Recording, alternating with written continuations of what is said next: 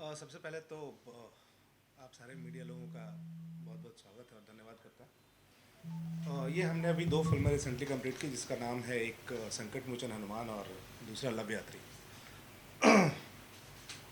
Love यात्री जो है वो एक मैसेजिंग फिल्म है और संकट मोचन हनुमान है वो थोड़ा रियलिस्टिक पिक्चर है, थोड़ा रियलिस्टिक है, थोड़ा काल्पनिक है, जो कि अयोध्या में हमने शूट किया है और आपको बिल्कुल फ्रेश देखने को मिलेगा, चाहे वो कंटेंट हो, चाहे वो लोकेशंस हो, चाहे वो कैरेक्टर्स हो। मैंने इस बार कोशिश किया है कि जितने भी वेब सीरीज़ के कलाकार वहाँ यूपी बिहार से हैं उन लोगों को मैंने बुलाया था, उन लोगों ने प्रॉपर उसी वैसे पहले किया है।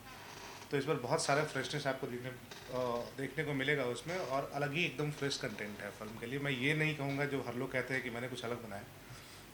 आप लोग जानते हैं जैसे मैंने प्रयागराज पहले बनाई है एकदम फ्रेश कंटेंट था, हर गंगे बनाई है बिल्कुल फ्रेश कंटेंट था, वैसे ही संकट मोचन हनुमान एकदम से बिल्कुल ही आपको फ्रेश कंटेंट मिलेगा।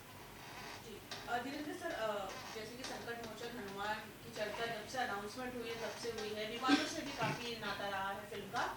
कुछ बताइए संकट मोचन हनुमान के बारे में, किस तरह से शूट हुई है, फिल्म के बाकी कलाकारों के बारे में, आपकी जुबानी फिल्म आपने पूरी शूट होते हुए देखी है। सबसे पहले आप लोगों को सबको धन्यवाद कि आप लोग इतना समय निकाल के जो है आए हैं। फिल्म बहुत अच्छा शूट हुई है। हम लोगों ने लगभग 50 डेज अयोध्या में बिताया है और जैसा कि आपने विवादों की बात कही है तो ऐसा कुछ विवाद खास नहीं था। थोड़ी सी हमको लगता है कि गलतफहमियां कहीं ना कहीं से पैदा हुई थी जो बाद में क्लियर हो गई हैं मेरी तरफ से। और टाइटल को लेके हुआ था जो सॉर्ट आउट हो गया था, पहले ही हो गया था, उसके बाद हम लोग शूट पे गए हैं। दूसरी बात की फ़िल्म जो है अयोध्या में शूट किया हम लोगों ने 50 डेज और बहुत अच्छी तरीके से सारा काम हुआ है। सारे आर्टिस्टों ने अच्छा काम किया है। डायरेक्टर साहब बगल में ही बैठे हुए हैं। पहले यहाँ से ये शायद गोरे होके गए थे, वहाँ काले हो गए थोड़े से। तो हमने इनको बोला कि भाई स्पेशल पैकेज है, कोई अच्छा सा अगर कॉस्मेटिक हो या कोई साबुन ले लीजिए जो बढ़िया गोरेपन वाला हो। फेशियल कराया इन्होंने, वहाँ से शूट कंप्लीट नहीं कराया सर, मैंने नहीं कराया सर, ये नेचुरल है। अच्छा चलिए, नेचुरल है। मुझे लगा कि अचानक से इतना बड़ा परिवर्तन कैसे आ गया कि शूट कंप्लीट होते ही नेक्स्ट डे इन्होंने बाल वाल कट कराए, काले कराए, तो मुझे लगा हो सकता है फेशियल भी कराए हों। नहीं नहीं, बिल्कुल नहीं। तो अच्छा हुआ, बहुत इन्जॉय किया हम लोगों ने पूरे शूट पे और बहुत ही मज़ा आया। मतलब किसी प्रकार का कोई डिसअपॉइंट वाली चीज़ें नहीं हुई हैं जिससे कि हमें लगा हो कि हाँ यहाँ चलो अच्छा नहीं हुआ, प्रॉब्लम हुई है कुछ। बहुत अच्छा शूट हुआ है। सर आपका अनुभव लेना चाहेंगे, आपने इसमें एक्टिंग भी की है और प्रोड्यूसर भी है, ओह। कौन सा पार्ट सबसे ज़्यादा डिफिकल्ट था और एक्टिंग करके कितना आपको अच्छा लगा? मतलब ये सूचना आपको कैसे मिल गई कि मैंने एक्टिंग भी की है, क्योंकि मुझे लगता है कि ये चीज़ बड़ा सीक्रेट रखा गया था। इसी कंडीशन पे मैं जो है रेडी हुआ था कि ये चीज़ बाहर नहीं जानी मैंने चाहिए। नहीं बताया सर, ये कंफर्म है। आपने किसी पीआरओ को रखा था, आपने क्या नाम है तो उसमें? पीआरओ जो है, तो अब आप घर के भेदी लंका डाय घर में रखेंगे तो बाहर तो मार्केट में जाएगा मीडिया में। हाँ शूट किया हमने जो है, एक है रोल, वो आप देखेंगे तो आपके लिए स्पेशल चौंकाने वाला होगा जो कैरेक्टर इन्होंने प्ले किया है। दोनों चीज़ों को हमने अच्छा एंजॉय किया। जो कैरेक्टर था और एज ए प्रोड्यूसर फिल्म को प्रोड्यूस करना, वहाँ मेरा कुछ खास रोल नहीं था। वो जो एज ए प्रोड्यूसर मैंने वहाँ पे जाके केवल पैसे दिए हैं उसके केवल बाद। केवल एक ही चीज़ रहा था जो है कि वो पैसे लग रहे थे, बाकी मेरा कोई काम नहीं था वहाँ एक्चुअली में। अगर सर पैसे की बात चले तो एक सवाल ये जानना चाहिए, कंप्लीट होने के बाद जब शूटिंग कंप्लीट हो गई आपने डायरेक्टर जी को कार गिफ्ट की? ये नहीं, ऐसी कोई बात नहीं है। कार गिफ्ट नहीं की, वो उनकी मेहनत का है। आप उसको किसी भी तरीके से ले सकते हैं, मैं उस पर कोई कमेंट नहीं करूँगा, ऐसा कुछ बात नहीं है। वो उनका अपना मेहनत का है, उन्होंने अपने उससे लिया है। हाँ ठीक है, चलो हम लोग ज्वाइन हैं, कहीं से ऐसा कुछ अगर मैसेज गया है तो मैं उस पर कुछ नहीं कहूँगा। गिफ्ट वगैरह नहीं, ऐसी कोई बात नहीं है। कार उन्होंने अपनी मेहनत से लिया है और उनकी कार है। मैं भी 4-5 दिनों से उस पर फ्री की सवारी कर रहा हूँ। कह दिए सर, 2-4 डायरेक्टर को मिल जाता और कम से कम 2-4 डायरेक्टर को कंपनी दे तो देती इसी बहाने। ठीक है, लेकिन मैं यही कहूँगा कि उनकी मेहनत का है, वो उन्होंने अपनी मेहनत की कमाई से लिया है। मैं सर से भी जानना चाहूँगा, सर शूटिंग के दौरान ऐसा कुछ तकलीफ आई या कुछ ऐसा एक्सीडेंट हुआ, किसी कारण से कुछ ऐसा आप बताना चाहें जो बहुत डिफिकल्ट पार्ट हुआ और आपने उसे हल कर लिया? देखिए, एक तो जब आप कुछ बड़ा करने चलते हैं तो डिफ़िकल्टीज़ तो आती है, उसमें परेशानियाँ आती हैं, कठिनाइयाँ आती हैं। ऊपर से वेदर बहुत ही ज़्यादा गर्म था, मतलब 45 डिग्री की गर्मी, और वो भी ओपन शूट, बाहर धूप में शूट करना। मतलब बहुत ही टफ टास्क था। मतलब ऐसा होता था कि हम कैमरा रोल करते थे और जब एक लाइन बोलता था एक्टर, तब तक पता चला पूरा पसीना से भर गया वो। एक कट करो, वापस फिर पसीना। तो वैसे कंडीशन में बहुत मुश्किल होता है शूट करना, बट फिर भी हम लोगों ने कोई कमी नहीं छोड़ी। जो हमको शूट करना था, जिस लेवल पे शूट करना था, जो सोच के गया था उस पर शूट करना था, हम वही शूट करके आए हैं। और आपको देख के लगेगा कि हाँ, वापस चंदन उपाध्याय जिस चीज़ के लिए जाने जाते हैं, अपने अच्छी फिल्मों के लिए, अपने मेहनत के लिए, ना वो धूप देखते हैं, ना बरसात देखते हैं, ना ठंडी देखते हैं। मतलब उनको अच्छे फिल्म बनानी है तो वो बनाते हैं, तो उसके लिए मैं हमेशा से तैयार रहता हूँ। चूँकि दर्शक हो या फिर आप लोग हों, शायद आप लोगों का भी या दर्शक का सपोर्ट इसीलिए रहता है कि मैं कुछ अच्छा बना पाता हूँ। और वही चीज़ मैं जब सेट पे जाता हूँ तो मुझे याद आता है कि अगर मैं अच्छा नहीं बना पाया तो आप लोग फिर बाद में मुझे बोले, क्या सर बताइए, हम लोग तो इतना बोलते हैं आपके बारे में। सो वो जो एक आप लोगों का सपोर्ट मिलता है, वो कहीं ना कहीं सेट पे जाने के बाद मेरी शक्ति को दुगना करता है। तो मैं कोशिश करता हूँ कि अच्छी फिल्में बना पाऊँ। सर अगर संकट मोचन हनुमान की अगर बात करें तो जैसे आपने स्टार्टिंग में ही मेंशन किया कि थोड़ा सा रियलिटी है और थोड़ा सा काल्पनिक भी है। हनुमान जी को बचपन से लोग देखते आए, तो कितना ध्यान रखा गया है इस चीज़ का, और एज अ डायरेक्टर कितना बड़ा चैलेंज था कि सारे फैक्ट्स क्लियर हो सबके सामने, क्योंकि अभी जितनी भी माइथो फिल्में हमने देखी है कुछ ना कुछ कंट्रोवर्सी से जुड़ी रही है। फॉर एग्जांपल आदि पुरुष की अगर बात करें, अगर थोड़ा सा अगर उस बारे में बताएं कि एज अ डायरेक्टर कितना बड़ा चैलेंज था कि सब फैक्ट सामने आए, क्या क्या रिसर्च करनी पड़ी, क्या क्या तैयारी थी एज अ डायरेक्टर। देखिए, ये रिसर्च, चूँकि हनुमान जी के बारे में सबको जानता है लोग ऑलमोस्ट बहुत सारे लोग जानते हैं उनके बारे में। कुछ ऐसी चीज़ें अनछुए पहलू था जो लोग नहीं जानते हैं। मतलब अयोध्या में कहानी है और अयोध्या में घटना है, तो अयोध्या की घटना बहुत ऐसे लोग हैं जो लोग नहीं जानते होंगे उसके बारे में। तो मैंने प्रॉपर बैठ के वहाँ के लोगों के कांटेक्ट में था, क्या क्या घटनाएं घटी थी, हनुमान जी का क्या क्या योगदान था, या क्या कैसे आप लोगों ने कहाँ कहाँ उनको, किस किस परिस्थितियों में आप लोगों ने देखा है उनको, या किस हिसाब से। चूँकि सबसे बड़ी चीज़ कि सबसे बड़ा अगर कोई सेवक था राम जी का तो वो हनुमान जी थे। और हनुमान जी की तो वहाँ पे वो है, रहे हैं हनुमान जी वहाँ पे, उनका चूँकि जहाँ पे राम जी का निवास रहा है वो ऑब्वियसली हनुमान जी रहेंगे। तो हम लोगों ने बहुत रिसर्च किया चीज़ों पे, और ये कोशिश किया कि जो कंट्रोवर्सी हो, जो कंट्रोवर्सी की बात हो रही है कि हमने कभी भी, मैंने हरर गंगे भी बनाई है, इससे पहले मैंने बताया प्रयागराज भी बनाया है, तो मैं ऐसा सब्जेक्ट छूता हूँ जो हमारे कल्चर को बढ़ावा दे। हमारे कल्चर्स जो लोग धीरे धीरे धीरे धीरे उसको भूलते जा रहे हैं, उसको लोग याद करें वापस से, उसमें जिए लोग। क्योंकि देखिए, हम लोगों को जो संस्कार और जो लाइफस्टाइल मिला है वो अपने धर्म से मिला है, अपनी चीज़ों से मिली है हम लोगों को, अपनी विरासत वही है हमारी। तो हम उसके साथ छेड़छाड़ तो कभी नहीं करेंगे। बहुत सारी चीज़ों पर रिसर्च किया, चाहे वो हनुमान जी का, आप जब कल्लू को देखेंगे उसमें तो आपको लगेगा कि एक एक्ट जो है वो बंदर कर रहा है। सर मेरा नेक्स्ट सवाल वही था कि किसका आइडिया था कि कल्लू जी को एज अ हनुमान बनाया जाए, क्योंकि उनकी जो हाइट है, उनकी पर्सनालिटी है, पूरी तरह से सूट करती है जब हम इमेजिन करते हैं। आई एम श्योर आपने पूरा मतलब फ़ायदा उठाया होगा एज अ डायरेक्टर। बिल्कुल। किसका दिमाग था कि कल्लू जी को इस किरदार में कास्ट करना चाहिए उन्हें, और अगर बताए थोड़ा सा कल्लू जी के साथ शूटिंग का एक्सपीरियंस। देखिए, जब हमने वो प्लॉट स्टार्ट किया था लिखना, तो जब आया था दिमाग में तो एक ही लड़का लाइन वो आया था दिमाग में सीधा, अरविंद अकेला कल्लू। और उससे आपको बॉन्डिंग, मेरा और उसका बॉन्डिंग आपको पता होगा, मेरे साथ उसकी ये 9th फिल्म है। तो बहुत कुछ सिमिलर है हम लोगों के बीच में। जब हम लोग फिल्म के लिए करते हैं साथ में काम, तो एक अलग निकल के आता है कहीं ना कहीं। और बहुत सपोर्टिव है हर चीज़ में। मतलब ये कभी नहीं बोलेगा कि भैया ये अच्छा नहीं लग रहा है या ऐसा कुछ है। वो, उसको पता है कि मैं किस लेवल पे जाके प्लान करता हूँ। उसके बाद मतलब वो सोचता है कि अच्छा इस सीन ऐसे कुछ शूट होने वाला है, तो कुछ हम लोग ऐसे शूट करते हैं कि वो हर सीन में चौंकता था, अरे इसको आप ऐसे शूट कर रहे थे, हमको तो पता ही नहीं था ऐसा भी शूट होता है। सो बहुत इंटरेस्टिंग था उसके लिए, एंटरटेनिंग था हर सीक्वेंस उसके लिए, कि अच्छा ऐसे भी शूट होता है ये सीक्वेंस क्या। तो हम लोग उस हिसाब से चीज़ें प्लान कर रहे थे, और हर बार वो चौंकता था आगे कि अरे ऐसा, अब मैं तो सोचा था ऐसे ही हो जाएगा। हम लोगों को आदत है, वो 12-15 दिन 16 दिन में आजकल फिल्में होती, तो इतना क्या नाम है, क्रिएटिविटी नहीं मिलता है। और हम लोगों के पास एक प्रॉपर टाइम था उस हिसाब से शूट करने के लिए, क्योंकि हम लोग सोच के गए थे कि जब जाएंगे और इतना बड़ा सब्जेक्ट उठा रहे हैं हम लोग, तो उसको जस्टिफाइड करना ज़रूरी है।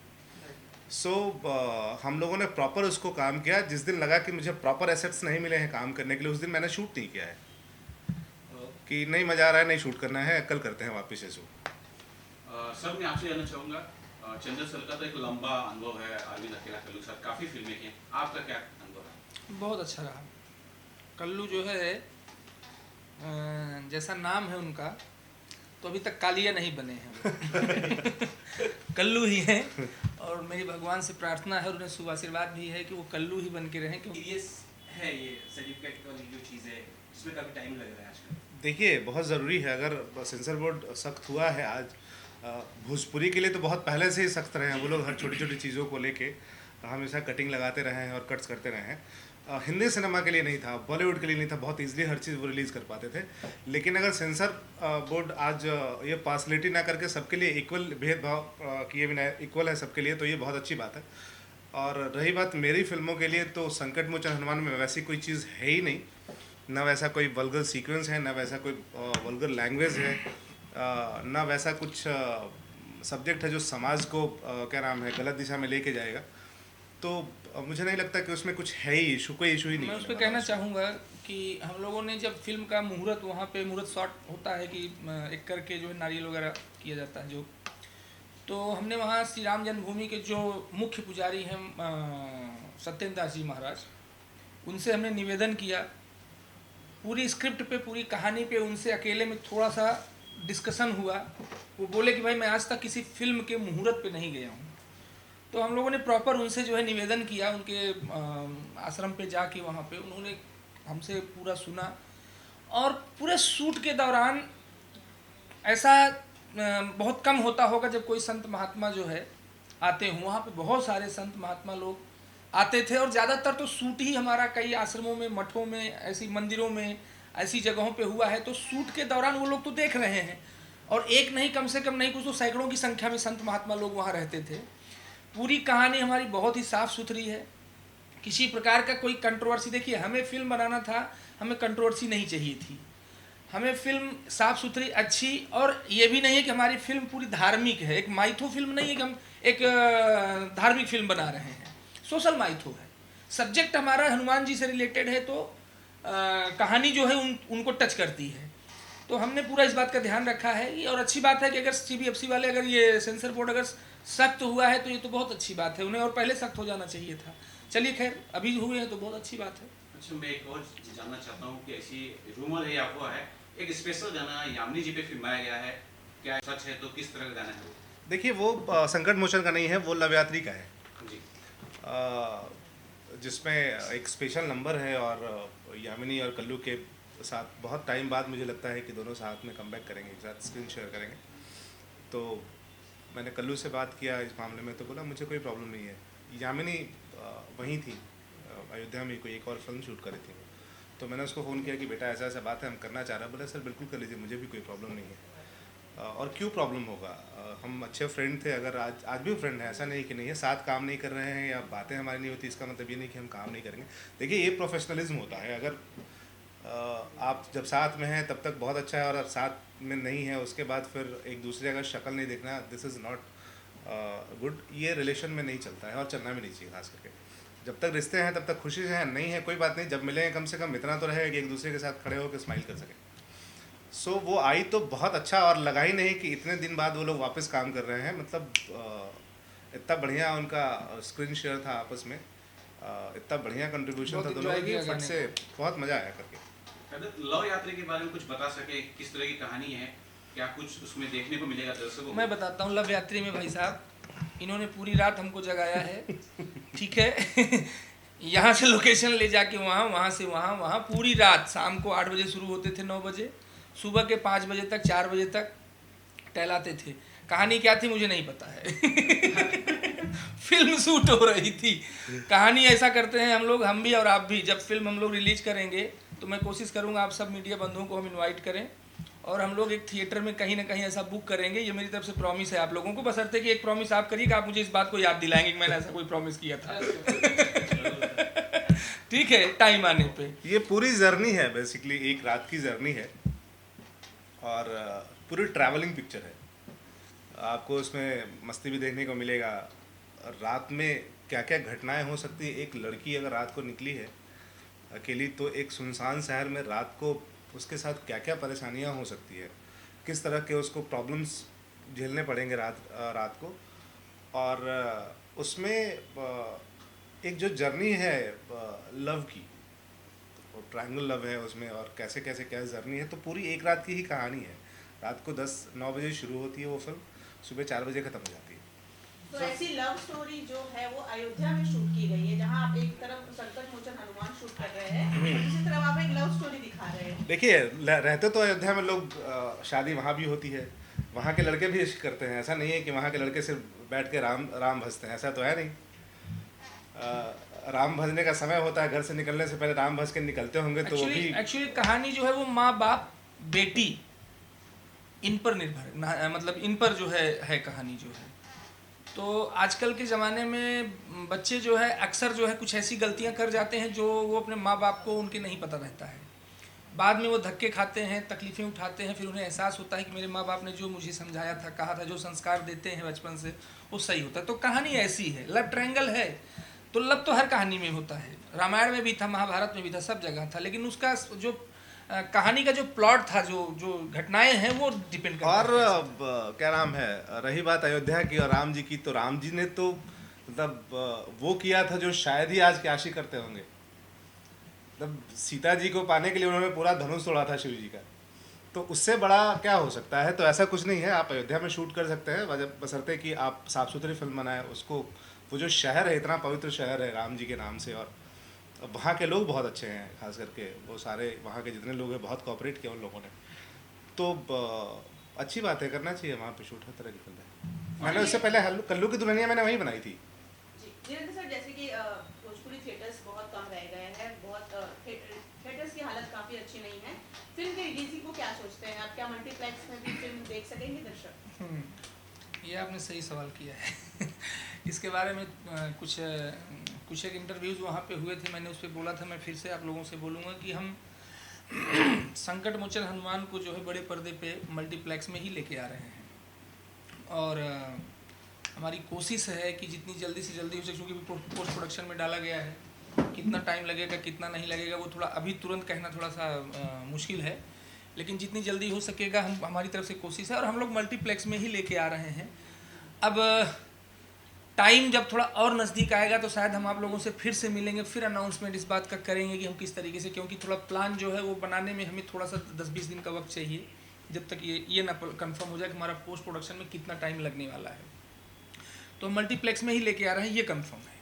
मैं फाइनली लास्ट क्वेश्चन चंदन जी से पूछूंगा, क्योंकि पहला पोस्ट जो आपका गिरा था संकट मोचन का, तब से लेकर सबके मन के अंदर क्यूरियोसिटी है, और अब तो फिल्म कंप्लीट हुई है, टीजर कब देखने को मिलेगा, ये बताइए। देखिए, अभी टीज़र में टाइम है, और हमारी कोशिश ये रहेगी कि टीज़र क्या, मैं अभी टीज़र का बात नहीं कर सकता कब आएगा, बट फिल्म का जो हमारा टारगेट है वो हमारी कोशिश होगी कि रामनवमी पे आए वो पिक्चर। तो उसकी तैयारी हम लोग कर रहे हैं। अब जाहिर सी बात है कि अगर बहुत जल्दी करेंगे तो हो सकता है दिवाली या छठ तक आपको कुछ देखने को मिलेगा, उसका फर्स्ट लुक या फिर टीज़र। तो वो कोशिश रहेगी हमारी करने के लिए, और अलग देखने को मिलेगा आपको। डेफिनेटली मैं बता सकता हूँ इतना श्योरिटी के साथ कि जब वो चीज़ें आएंगी आपको तो सच में लगेगा कि हाँ, क्या वापस से चंदन उपाध्याय की जो अपनी मेहनत होती है वो फिल्म में दिखती है, वो दिखेगी आपको 100%। Thank you sir.